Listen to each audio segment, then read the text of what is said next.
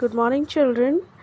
Today we'll continue with our chapter Tissues of Standard 7 Biology book. So, today we'll be studying about fluid connective tissues. Let's see what does it mean. Fluid connective tissue helps in the transportation of nutrients and essential minerals from one part of our body to another.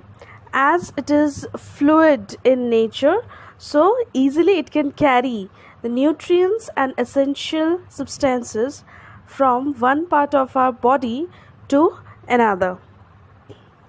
Now, we'll see what are the types of fluid connective tissues. There are two types of fluid connective tissue. One is blood. As all of you know, it consists of plasma and three types of cells. So what are those three cells? Let us see.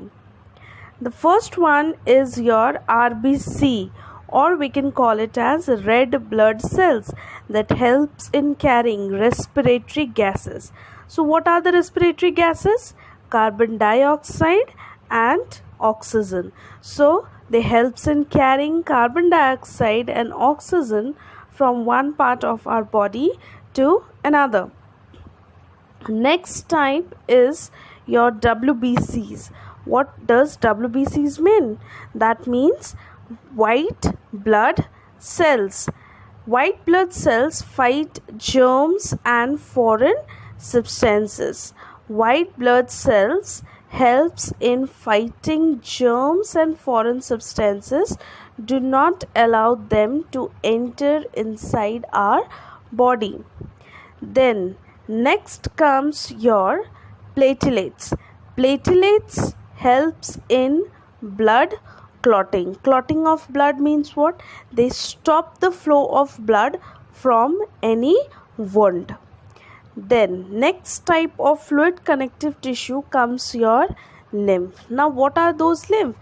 These lymph are also fluid in nature, consisting only WBCs.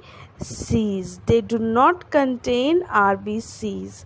So if it contains WBCs, so it helps in transportation of nutrients and also fight against different foreign substances. So now we'll study about plant tissues. Plant tissues are of two types.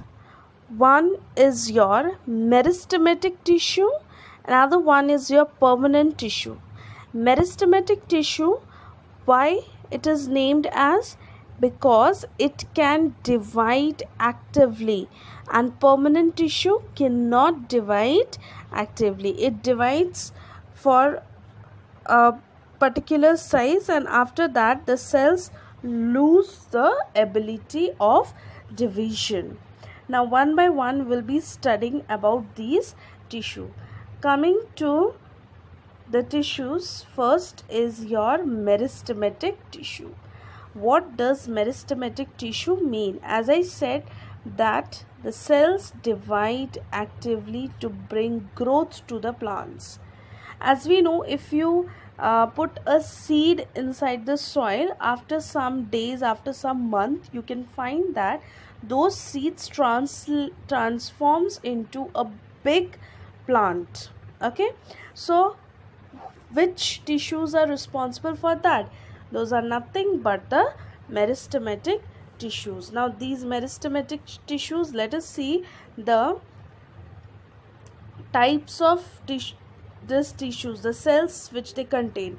They have the cells which have thin wall, they have large nuclei, no intercellular space between the cells, and also they divide actively.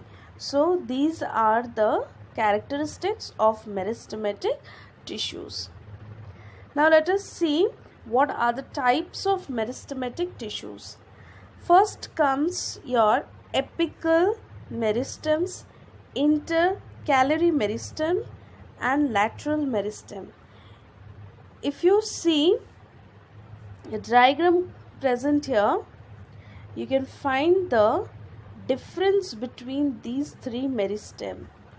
Apical meristem. Apex means at the top point. It can be your root system, it can be the shoot system. So the meristem which are present at the tip of the root or shoot, that consist of apical meristem, that gives growth to the plant lengthwise.